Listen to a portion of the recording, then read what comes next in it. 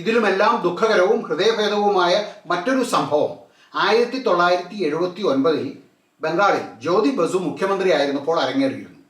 ചരിത്രത്തിൻ്റെ താളുകളിൽ നിന്നും ചീന്തി എറിയപ്പെട്ട, അധികമാർക്കും അറിയാത്ത, അധികമാരും ചർച്ച ചെയ്യാത്ത, അധികമാരും ചർച്ച ചെയ്യാൻ ഇഷ്ടപ്പെടാത്ത ഒരു മഹാദുരന്തം. ബംഗാളിലെ സുന്ദർബാൻസിലെ 100 കണക്കിന് ദ്വീപുകളിലൊന്നാണ് മാരിഛാപ്പി. 1979 മാരിഛാപ്പിയിൽ ഒരു കൂട്ടക്കൊല നടന്നു.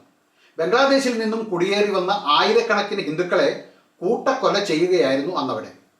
ആയിരക്കണക്കിന് പേരെ കാണാതായി. രക്തത്തിലും വിദ്വേഷത്തിലും മുക്കിയെടുത്ത ചരിത്രത്തിലെ ഒരു കറുത്ത ഏട്. പല കണക്കുകൾ പറയുന്നുണ്ടെങ്കിലും 10,000-ലധികം റെഫ്യൂജീസ് ആണ് അന്ന് കൊല്ലപ്പെട്ടത്. അക്കാലത്തെ ദൃക്സാക്ഷികൾ പലരും പറഞ്ഞത് കമ്മ്യൂണിസ്റ്റ് പാർട്ടിയുടെ കേഡറുകൾ നേരിട്ടാണ് ഈ അഭയാർത്ഥികളുടെ നേർക്ക് കൊലകൾ നടത്തിയത് എന്നായിരുന്നു.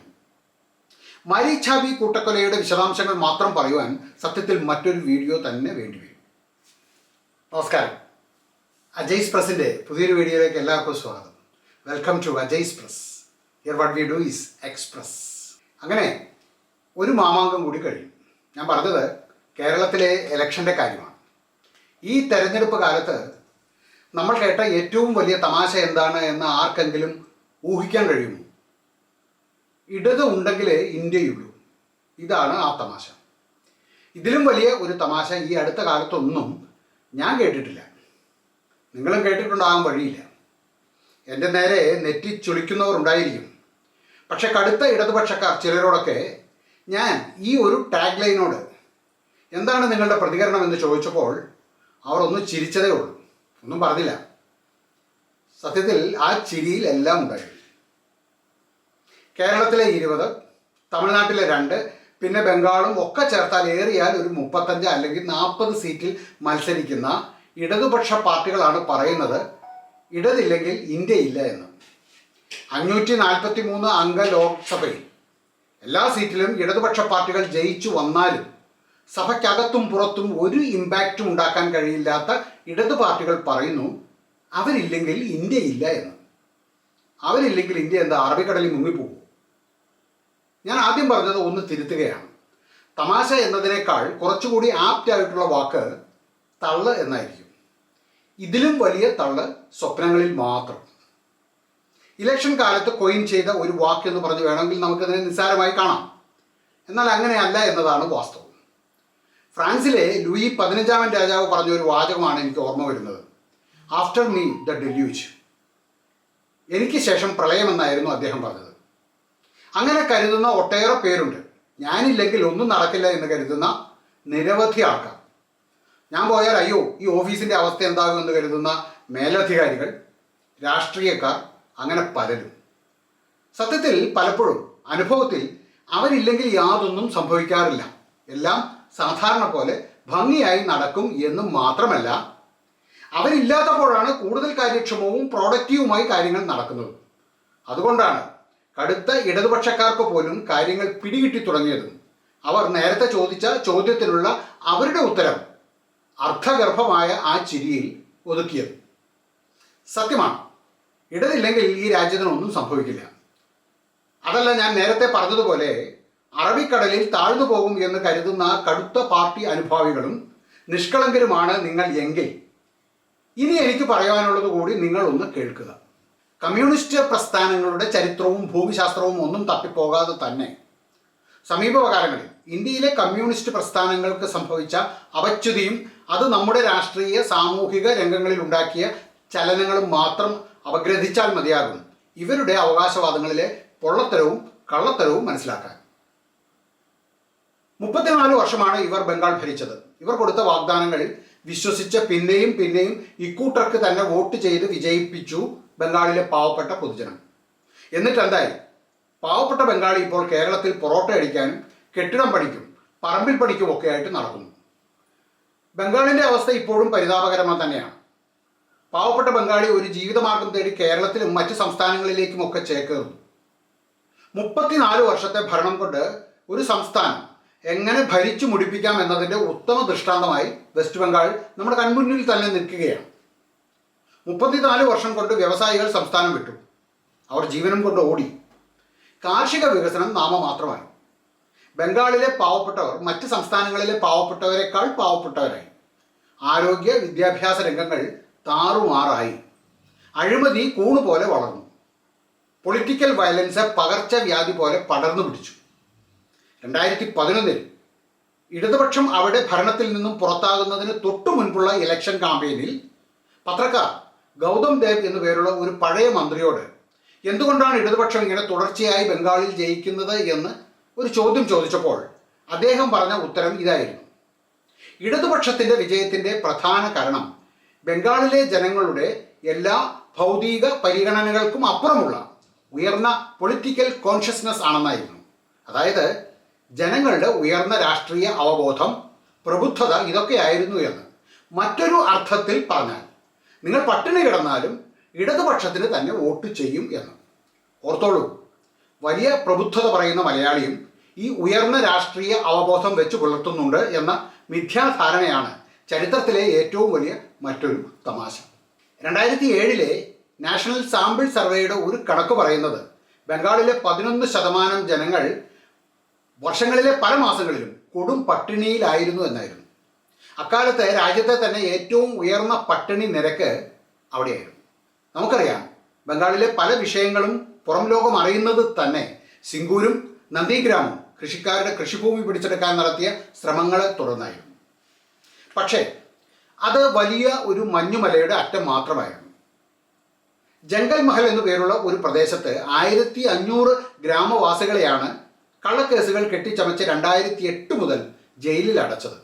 ഈ സമയത്ത് തന്നെ 40 പേരെയാണ് പോലീസും സുരക്ഷാ സേനയും ചേർന്ന് വധിച്ചത്. പാട്ടക്കരാറിൽ ഏർപ്പെട്ടിരുന്ന 500ഓളം പേരാണ് പ്രാദേശിക കലാപങ്ങളിൽ മരണപ്പെട്ടത്. നമ്മുടെ കണ്ണൂരൊക്കെ നമ്മൾ കാണുന്ന പാർട്ടി ഗ്രാമങ്ങളായിരുന്നു പല ഇടങ്ങളിലും. ജില്ലകൾ പോലും പാർട്ടി ജില്ലകളായി. അവിടെ പാർട്ടി പ്രവർത്തകർ, അനുഭാവികൾ എല്ലാവരും തനി സ്റ്റാലിനിസ്റ്റ് രീതിയിൽ പ്രവർത്തിച്ചിരുന്നവർ ആയിരുന്നു. അവർ ഗ്രാമവാസികൾ ഓരോരുത്തരെയും ചാര കണ്ണുകളോടെ വീക്ഷിക്കും. അവർ എന്തു പറയുന്നു, എന്തു പ്രവർത്തിക്കുന്നു എന്ന കാര്യങ്ങളെല്ലാം ലോക്കൽ കമ്മിറ്റിയെ അറിയിക്കുന്നു. പാർട്ടിയോട് ലോയൽ ആയിട്ടുള്ളവരെ വോട്ട് ചെയ്യുവാൻ അനുവദിക്കും. ലോയൽ അല്ല എന്ന് തോന്നുന്നവരോട് വോട്ട് ചെയ്യാതെ മാറി നിൽക്കാൻ പറയും. ലോയലിസ്റ്റ് അഥവാ വിശ്വസ്തരായവർക്ക് അധികാരവും മറ്റ് സ്ഥാനമാനങ്ങളും ലോക്കൽ അഡ്മിനിസ്ട്രേറ്റീവ് സ്ഥാപനങ്ങളിൽ നൽകും. അവരുടെ ബന്ധുക്കൾക്ക് ടീച്ചറായും മറ്റുമുള്ള സർക്കാർ ജോലികൾ നൽകും. ബന്ധുക്കൾക്ക് PWD കോൺട്രാക്റ്റുകൾ നൽകും. ഇതൊക്കെയായിരുന്നു അന്ന് ബംഗാളിൽ നടന്നത്. ബംഗാളിലെ CPMന്റെ ഇലക്ഷൻ ജയിപ്പിക്കുന്ന തന്ത്രങ്ങളിൽ പ്രധാനം ഇതായിരുന്നു: ലോയലിസ്റ്റുകൾക്ക് അർത്ഥവും സ്ഥാനമാനവും, അല്ലാത്തവർക്ക് പാർട്ടിയുടെ ദയാദാക്ഷിണ്യത്തിനായി കൈനീട്ടി നിൽക്കേണ്ടി വരുന്ന ഒരു അവസ്ഥയും. അതുകൊണ്ട് തന്നെ വലിയ കാർഷിക മേഖലകളായിരുന്ന ബർദ്വാൻ, ബാങ്കുര, പുരുളിയ, മെദിനിപൂർ തുടങ്ങിയ ചുവപ്പ് കോട്ടകളിലെ പാവപ്പെട്ടവർ എക്കാലവും പാവപ്പെട്ടവരായി തന്നെ തുടരുകയും ചെയ്തു. അവർക്ക് എക്കാലവും പാർട്ടി ആവശ്യമായിരുന്നത് കൊണ്ട് പാർട്ടി തന്നെ അവിടങ്ങളിൽ വിജയിച്ചു കൊണ്ടേയിരുന്നു. 2011 ഇലക്ഷൻ തോൽക്കുന്നത് വരെ തെക്കൻ പടിഞ്ഞാറൻ ബംഗാളിൽ പാർട്ടിയുടെ സായുധരായ കേഡറുകൾ എപ്പോഴും റോന്തു ചുറ്റി പാട്ടക്കാരുടെയും ചെറുകിട കർഷകരുടെയും കൈവശങ്ങളിൽ ഉണ്ടായിരുന്ന ഭൂമി പിടിച്ചെടുക്കുകയും എലാക്ക ധോക്കോൾ നടപ്പാക്കുകയും ചെയ്തിരുന്നു. എലാക്ക ധോക്കോൾ എന്നാൽ ഒക്കുപ്പൈ ടെറിട്ടറി എന്നാണ് അർത്ഥം. അർമാഡയ്ക്ക് പകരമുള്ള ബംഗ്ലാവാക്കായിരുന്നു ഹർമാത്ത്. ആസൂത്രിതമായ അക്രമം നടത്തിയിരുന്ന CPMന്റെ ഒരു ഡ്രഡഡ് ആം അതായിരുന്നു ഹർമാത്ത്. കഴിഞ്ഞ ദശകങ്ങളിൽ ബംഗാളിലെ ഹതഭാഗ്യരായ പാവപ്പെട്ടവരുടെ നേർക്ക് ഭൂമി പിടിച്ചെടുക്കാനും രാഷ്ട്രീയ നിയന്ത്രണങ്ങൾക്കുമായി നിരവധി ഹർമാതായിരുന്നു അഴിച്ചുവിട്ടത്. വ്യാപകമായ തോതിൽ ബൂത്ത് പിടുത്തവും കള്ള വോട്ടിങ്ങുമായിരുന്നു അവിടങ്ങളിൽ നിന്നും റിപ്പോർട്ട് ചെയ്തിരുന്നത്. 2000 നാനൂരിൽ 11 പാട്ട കൃഷിക്കാരെയാണ് ഹർമാദ് കൊന്നുകളഞ്ഞത്. ഇതിലുമെല്ലാം ദുഃഖകരവും ഹൃദയഭേദവുമായ മറ്റൊരു സംഭവം 1979 ബംഗാളിൽ ജ്യോതി ബസു മുഖ്യമന്ത്രിയായിരുന്നപ്പോൾ അരങ്ങേറിയിരുന്നു. ചരിത്രത്തിൻ്റെ താളുകളിൽ നിന്നും ചീന്തി എറിയപ്പെട്ട, അധികമാർക്കും അറിയാത്ത, അധികമാരും ചർച്ച ചെയ്യാത്ത, അധികമാരും ചർച്ച ചെയ്യാൻ ഇഷ്ടപ്പെടാത്ത ഒരു മഹാദുരന്തം. ബംഗാളിലെ സുന്ദർബാൻസിലെ 100 കണക്കിന് ദ്വീപുകളിലൊന്നാണ് മാരിഛാപ്പി. 1979 മാരിഛാപ്പിയിൽ ഒരു കൂട്ടക്കൊല നടന്നു. ബംഗ്ലാദേശിൽ നിന്നും കുടിയേറി വന്ന ആയിരക്കണക്കിന് ഹിന്ദുക്കളെ കൂട്ടക്കൊല ചെയ്യുകയായിരുന്നു അന്നവിടെ. ആയിരക്കണക്കിന് പേരെ കാണാതായി. രക്തത്തിലും വിദ്വേഷത്തിലും മുക്കിയെടുത്ത ചരിത്രത്തിലെ ഒരു കറുത്ത ഏട്. പല കണക്കുകൾ പറയുന്നുണ്ടെങ്കിലും 10,000-ലധികം റെഫ്യൂജീസ് ആണ് അന്ന് കൊല്ലപ്പെട്ടത്. അക്കാലത്തെ ദൃക്സാക്ഷികൾ പലരും പറഞ്ഞത് കമ്മ്യൂണിസ്റ്റ് പാർട്ടിയുടെ കേഡറുകൾ നേരിട്ടാണ് ഈ അഭയാർത്ഥികളുടെ നേർക്ക് അരും കൊലകൾ നടത്തിയത് എന്നായിരുന്നു. മാരി ഛാബി കൂട്ടക്കൊലയുടെ വിശദാംശങ്ങൾ മാത്രം പറയുവാൻ സത്യത്തിൽ മറ്റൊരു വീഡിയോ തന്നെ വേണ്ടിവരും. ബംഗാളിൽ ഇപ്പോഴും കാര്യങ്ങൾ ഒട്ടും ഭംഗിയല്ല. സന്ദേശ് കലി ഓർമ്മയില്ലേ? സന്ദേശ് കലിയിലെ സ്ത്രീകളെ മാനഭംഗപ്പെടുത്തുകയും അവിടെയുള്ളവരുടെ ഭൂമിയും മറ്റും പിടിച്ചെടുത്ത ഷെയ്ഖ് ഷാജഹാനും കൂട്ടരും തൃണമൂൽ കോൺഗ്രസ് നേതാക്കളാണ് ഇപ്പോൾ. നേരത്തെ ഇയാൾ CPM പ്രവർത്തകനായിരുന്നു. ഭരണം പോയപ്പോൾ CPM പ്രവർത്തകർ കൂടുതൽ പേരും തൃണമൂൽ കോൺഗ്രസിലേക്കും അതുപോലെ തന്നെ BJPയിലേക്കും ചേക്കേറി. അവരുടെയൊന്നും അടിസ്ഥാന സ്വഭാവത്തിൽ ഇപ്പോഴും മാറ്റമൊന്നും വന്നിട്ടില്ല. ബംഗാളിലെ മാത്രം കാര്യമാണ് നമ്മളിപ്പോൾ സംസാരിച്ചത്. കേരളത്തിൽ മുന്നണി രാഷ്ട്രീയവും മാറി മാറി ഭരണവും കൈയാളിയിരുന്നത് കൊണ്ട് ഇടതുപക്ഷത്തിന് ബംഗാളിലെ പോലെ ഒരു സമഗ്രാധിപത്യത്തിലേക്കും സർവാധിപത്യത്തിലേക്കും നീങ്ങാൻ കഴിഞ്ഞില്ല. ഇപ്പോൾ തന്നെ 2 ടേം ഭരണം കിട്ടിയപ്പോൾ തന്നെ കേരളത്തിൻ്റെ സർവ്വരംഗങ്ങളിലുള്ള തകർച്ചയാണ് നമ്മൾ കണ്ടുകൊണ്ടിരിക്കുന്നത്. അഴിമതിയും സ്വജനപക്ഷപാതവും എല്ലാം വല്ലാതെ വേര് ഉറപ്പിച്ചു കഴിഞ്ഞിരിക്കുന്നു. SFIയും DYFIയും പോലെയുള്ള കുട്ടി സഖാക്കന്മാർ നടത്തുന്ന രക്ഷാപ്രവർത്തനം തന്നെ നമ്മൾ കാണുന്നുണ്ടല്ലോ. പൂക്കോട് വെറ്റിനറി സർവകലാശാലയിലെ സിദ്ധാർത്ഥനും ഇവരുടെ രക്ഷാപ്രവർത്തനത്തിന് ഇരയായവരിൽ ഒരാൾ മാത്രം. പിൻവാതിൽ നിയമനവും സാമ്പത്തിക അച്ചടക്കം ഇല്ലായ്മയും ഒരു സംസ്ഥാനത്തെ എവിടെ വരെ എത്തിക്കാം എന്നതിൻ്റെ ഉദാഹരണമാകുകയാണ് കേരളം. ഇവിടെ ജനിച്ചു വീഴുന്ന ഓരോ കുഞ്ഞിൻ്റെയും കടം ദിനം തോറും പെരുകുകയാണ്. ഭരണ തുടർച്ച ഉണ്ടായപ്പോഴും സംസ്ഥാനത്തിൻ്റെ സാമ്പത്തിക സ്ഥിതി മെച്ചപ്പെടുത്തുവാനോ തനത് വരുമാനം കൂട്ടുവാനോ ഉള്ള യാതൊരു പദ്ധതിയും ഈ സർക്കാരിന് ഇല്ല എന്നതാണ് ദുഃഖകരം. കേരളത്തിൽ നോക്കൂ, ഇവർ അധികാരത്തിൽ വരുമ്പോൾ സമ്പൂർണ്ണ മദ്യനിരോധനം നടപ്പാക്കുമെന്ന് പറഞ്ഞിട്ട് എന്തായി? കേരളത്തിൽ ബാറുകളുടെ എണ്ണം സത്യത്തിൽ ഇനിയും കൂടുവാനാണ് സാധ്യത. തെരഞ്ഞെടുപ്പ് പ്രകടന പത്രിക എന്ന് പറഞ്ഞ് പുറത്തിറക്കുന്ന സാധനത്തിന് കടലാസിൻ്റെ വില പോലും ഒരു പാർട്ടിയും കാണിക്കാറില്ല അല്ലെങ്കിൽ കൽപ്പിക്കാറില്ല. ഭരണത്തിലേറിയാൽ പ്രകടന പത്രികയിൽ എന്തായിരുന്നു എഴുതി വച്ചിരുന്നത് എന്ന് പിന്നീടൊന്ന് വായിച്ചു നോക്കുവാൻ പോലും ഒരു പാർട്ടിക്കാരും മെനക്കെടാറില്ല. ഇടതു പാർട്ടികളും ഒട്ടും വ്യത്യസ്തരല്ല എന്ന് മാത്രമല്ല, മുഴുവൻ പൊതുജനത്തിനും അൽഷൈമേഴ്സ് ബാധിച്ചു എന്നാണ് ഇവരൊക്കെ കരുതുന്നത്. LDFിൻ്റെ 2011-ലെയും 2016-ലെയും പ്രകടന പത്രിക ഇൻ്റർനെറ്റിൽ ലഭ്യമാണ്. പറ്റുമെങ്കിൽ എല്ലാവരും ഒന്നെടുത്ത് വായിച്ചു നോക്കണം. ഡോക്ടർ മൻമോഹൻ സിംഗ് നയിച്ചിരുന്ന ആദ്യത്തെ UPA സർക്കാരിനുള്ള പിന്തുണ 2008-ൽ സർക്കാരിനെ സപ്പോർട്ട് ചെയ്തിരുന്ന ഇടതു പാർട്ടികൾ ഇന്ത്യ അമേരിക്ക ന്യൂക്ലിയർ കരാറിൻ്റെ പേരിൽ പിൻവലിക്കുകയുണ്ടായി. ഇടതു പാർട്ടികൾ അന്ന് മൻമോഹൻ സിംഗിൻ്റെ സർക്കാരിൽ പങ്കാളിയാകാതെ പുറത്തു നിന്നുള്ള പിന്തുണയായിരുന്നു കൊടുത്തിരുന്നത്. അതുകൊണ്ട് തന്നെ ഇടതു പാർട്ടികൾക്ക് മൻമോഹൻ സിംഗിൻ്റെ സർക്കാരിൻ്റെ ഒമിഷൻ അതുപോലെ കമ്മീഷൻ ഇതിൽ രണ്ടിലും യാതൊരു ഉത്തരവാദിത്വമോ അക്കൗണ്ടബിലിറ്റിയോ ഉണ്ടായിരുന്നില്ല.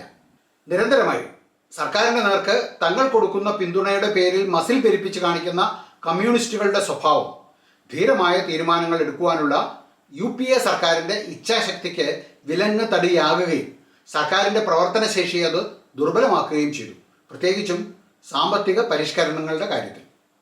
സത്യത്തിൽ അതിന് ഇരയായതോ രാജ്യത്തിൻ്റെ സാമ്പത്തിക അടിത്തറയും സാധാരണ ജനതയുമാണ്. വർഷങ്ങളോളം CAG റിപ്പോർട്ടുകൾ നിയമസഭയുടെ മുൻപിൽ വെക്കാതെ പൊടി പിടിച്ച് പൂത്തു കിടക്കുകയായിരുന്നു വെസ്റ്റ് ബംഗാളിൽ. എന്നാലോ വെസ്റ്റ് ബംഗാളിൽ ഒരു നയവും ഡൽഹിയിൽ മറ്റൊന്നുമായിരുന്നു CPMൻ്റെ എക്കാലത്തെയും നയം. ഇതൊക്കെയായിരുന്നു ഇടതു പാർട്ടികൾ എല്ലാ കാലത്തും രാജ്യത്ത് സ്വീകരിച്ച നയം. ഇന്ന് ഒരു കാര്യത്തിൽ സന്തോഷമുണ്ട്. ഇടത് ഇല്ലെങ്കിൽ ഇന്ത്യ ഇല്ല എന്ന പ്രചരണ വാക്യത്തിൽ ഒരു പോസിറ്റീവ് വശം നമ്മൾ കാണേണ്ടതുണ്ട്. ഇപ്പോഴെങ്കിലും ഇടതു പാർട്ടികൾ ഇന്ത്യ എന്ന ആശയത്തെ അംഗീകരിച്ചു എന്നതാണത്. ഒന്നാം UPA സർക്കാരിൻ്റെ കാര്യത്തിൽ ഇടതു പാർട്ടികൾ പുറത്തുനിന്ന് പിന്താങ്ങുമ്പോൾ എടുത്ത നയം അവർ ഭരിക്കുകയുമില്ല, ആരെയും ഭരിക്കാൻ അനുവദിക്കുകയുമില്ല എന്നതായിരുന്നു. അതുതന്നെയാണ് ഇന്ന് കേരളത്തിലും കാണുന്നത്. UDF അധികാരത്തിൽ വന്നാൽ അന്ന് തുടങ്ങും സമരവും ഹർത്താലും ഒക്കെ. ഭരണം കിട്ടിയാലോ ഇതാണ് അവസ്ഥ. ഇന്ത്യൻ പ്രധാനമന്ത്രിയാകാൻ ഒരിക്കൽ ജ്യോതി ബസുവിന് അവസരം കിട്ടിയിരുന്നു. അന്ന് പാർട്ടി അതിന് സമ്മതിച്ചില്ല. കാരണം ഭരിക്കാൻ അറിയില്ല എന്ന് അവർക്ക് തന്നെ അറിയാമായിരുന്നു എന്നത് തന്നെ. മറ്റൊരു അർത്ഥത്തിൽ പറഞ്ഞാൽ ഇന്ത്യയുടെ ഭാഗ്യമെന്നേ പറയുള്ളൂ. ഇടതുപക്ഷം ഇന്ത്യ ഭരിക്കും എന്ന് ഇപ്പോഴും വിശ്വസിക്കുന്ന മൂഢന്മാർ കേരളത്തിലുണ്ട്. അതുകൊണ്ട് അവർ ഇനിയും ഇവിടെ ജയിക്കും, ഭരിക്കും, നമ്മൾ അനുഭവിക്കും. ഇടതിൻ്റെ ഇന്നത്തെ ഇന്ത്യയിലെ പ്രസക്തി എന്താണ്? അല്ലെങ്കിൽ എന്തെങ്കിലും പ്രസക്തി ഉണ്ടോ? മാറുന്ന കാലത്തിൻ്റെ ഗതിവിഗതികളെ വ്യക്തമായി മനസ്സിലാക്കുവാനും പഠിക്കുവാനും അത് ഇന്ത്യൻ സാഹചര്യങ്ങളിൽ എങ്ങനെ ഫലപ്രദമായി ഉപയോഗിക്കുവാനും കഴിയും എന്ന ഒരു നേർത്ത ചിന്ത പോലും ഒരിക്കൽ പോലും ഇടതു പാർട്ടികൾ കാണിച്ചിട്ടില്ല. ഇന്ത്യയുടെ പാരമ്പര്യത്തെയും സംസ്കാരത്തെയും അറിഞ്ഞിട്ടും അതിനു നേരെ മുഖം തിരിച്ചു നിൽക്കുവാനാണ് എക്കാലവും അവർ ശ്രമിച്ചിട്ടുള്ളത്. അതിതീവ്ര ദേശീയതയൊന്നും കാട്ടിയില്ല എങ്കിലും ദേശീയത എന്ന വികാരത്തെ മേമ്പൊടിക്കെങ്കിലും അംഗീകരിക്കണ്ടേ? അതുപോലും ഇവർ ചെയ്തിട്ടില്ല. നമ്മുടെ സ്വാതന്ത്ര്യത്തെ പോലും ഇവർ അംഗീകരിച്ചത് ഈ അടുത്ത ഇടയ്ക്കാണ് എന്ന് ഓർമ്മിക്കുക. ലോകത്തിൻ്റെ ഒരു കോണിലും അർത്ഥവത്തായ ഇടത് ഇല്ല. 19-ാം നൂറ്റാണ്ടിലും 20-ാം നൂറ്റാണ്ടിലും രാഷ്ട്രീയ ബൗദ്ധിക തലങ്ങളിൽ നിലനിന്നിരുന്ന ഒരു ആശയം ഇന്നത്തെ ലോകക്രമത്തിൽ കാലാഹരണപ്പെട്ട് കഴിഞ്ഞു എന്നതാണ് സത്യം. കമ്മ്യൂണിസ്റ്റ് ചൈന മാത്രമേ കമ്മ്യൂണിസ്റ്റായി അറിയപ്പെടുന്നുള്ളൂ, അവിടെ കമ്മ്യൂണിസം ഇല്ലെങ്കിലും. കിഴക്കൻ യൂറോപ്പിൽ പോളണ്ടും ഹംഗറിയും ഈസ്റ്റ് ജർമ്മനിയും ചെക്കോസ്ലോവാക്യയും എല്ലാം 1990ഓടെ കമ്മ്യൂണിസം എടുത്ത് ദൂരെ കളഞ്ഞു. എന്തുകൊണ്ട് എന്ന് ചോദിച്ചാൽ ആ ഗവൺമെൻറ്റുകൾ പിന്തുടർന്നു വന്ന നയങ്ങളും രീതികളുമായിരുന്നു കാരണം. സ്വകാര്യ സ്വത്ത് സമ്പാദനം അനുവദിക്കാതിരിക്കുക, സാമ്പത്തിക ഇടപാടുകളിലും മാസ് മീഡിയയിലുമെല്ലാം സ്റ്റേറ്റിൻ്റെ നിയന്ത്രണങ്ങൾ കൊണ്ടുവരിക, മതവിശ്വാസം പുലർത്തുവാനുള്ള അനുവാദമില്ലാതിരിക്കുക, സർവോപരി പ്രതിപക്ഷത്തെയും വിമതസ്വരങ്ങളെയും അടിച്ചമർത്തുക, ഇതൊക്കെയായിരുന്നു കമ്മ്യൂണിസം അവിടങ്ങളിലും ചെയ്തിരുന്നത്. നോർത്ത് കൊറിയ ഒരു കമ്മ്യൂണിസ്റ്റ് രാജ്യമാണ് എന്ന് കേൾക്കുമ്പോൾ തന്നെ ചിരിക്കാത്തവരുണ്ടെങ്കിൽ അമ്മാവനെ കൊന്നു കെട്ടിത്തൂക്കിയ കിം ജോങ് ഉന്നും ഒരു കമ്മ്യൂണിസ്റ്റുകാരനാണ് എന്ന് കേൾക്കുമ്പോൾ തീർച്ചയായും നിങ്ങൾ ചിരിക്കും. നോർത്ത് കൊറിയയിലെ ഒരു ചെറിയ നിയമം മാത്രം പറയാം. നോർത്ത് കൊറിയയിൽ നിങ്ങൾക്ക് നീല ജീൻസ് ധരിക്കുവാൻ അനുവാദമില്ല. നീല ജീൻസ് ധരിച്ചാൽ നിങ്ങൾ അകത്തു പോകും. കാരണം നീല ജീൻസ് അമേരിക്കൻ സാമ്രാജ്യത്വത്തിൻ്റെ അടയാളമാണത്രേ. ഈ വീഡിയോ ഇവിടെ പൂർണ്ണമാവുകയാണ്. ഈ വീഡിയോ നിങ്ങൾക്ക് ഇഷ്ടമായിട്ടുണ്ടെങ്കിൽ ഈ വീഡിയോ മറ്റുള്ളവർ കൂടി ഒന്ന് ഷെയർ ചെയ്ത് കൊടുക്കുക. ചാനൽ ഇതുവരെ സബ്സ്ക്രൈബ് ചെയ്യാത്തവർ ചാനൽ ഒന്ന് സബ്സ്ക്രൈബ് ചെയ്യാൻ മറക്കാതെ ഇരിക്കുക. എല്ലാവർക്കും നല്ലൊരു ദിവസം ആശംസിക്കുന്നു. നന്ദി, നമസ്കാരം.